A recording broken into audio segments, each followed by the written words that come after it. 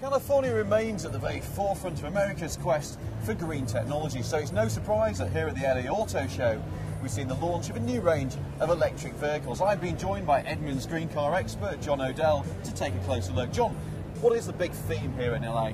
Well, the theme in LA, as it has been for a couple of years, is green. It's fuel efficiency, and it's what the future is going to bring to the automobile as we try to wean ourselves off of oil. Well, we've seen some slightly different solutions. I mean, we've got diesel arriving. Mazda, the first Japanese manufacturer to bring diesel to the US. We've got electric cars from BMW. We've got range extenders. How's it all shaking out? It's not. We're in a situation where nobody is quite sure where it's going to go, so everybody is playing with a different deck of cards. BMW is very much convinced that electricity and electric drive is the way to go. Some of the Europeans are more interested in diesel yet. We've got people looking at hydrogen fuel cells, although there aren't any out here. This year, there will be next year. We expect that there will be a mixed bag of propulsion types and fuel types for decades to come in this country. But John, what we're seeing at the show is a real sort of diversification. Mazda's just become the first Japanese manufacturer to bring diesel to the US. So we're seeing all these different things emerging. We are, and we'll continue to do that. Audi introduced 4 diesels at this show. That added to the one they already sell. That's 5 from them. You've got Volkswagen diesels. We've got everything from pure electrics, like we're standing in front of, to half electric, half gasoline, plug-in hybrids.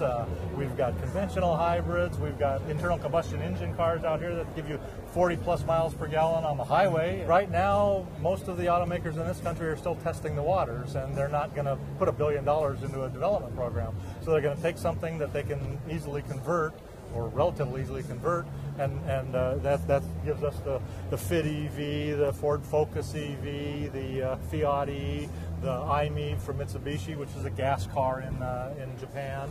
But one of the interesting things, and it gets missed a lot, is that virtually every bit of research and development and production work that's done on an electric car is transferable.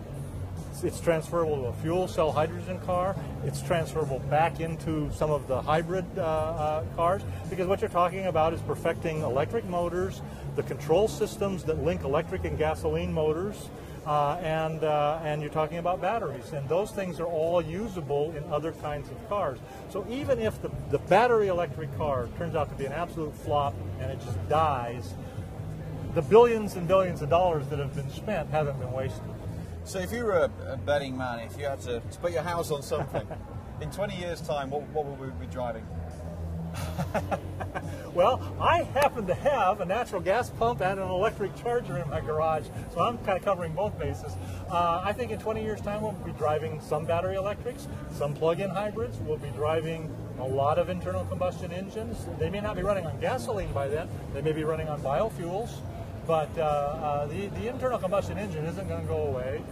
We're just going to augment it with other things as we try to push into the 50 and 60 and 70 mile per gallon ranges that society and government want to push us into.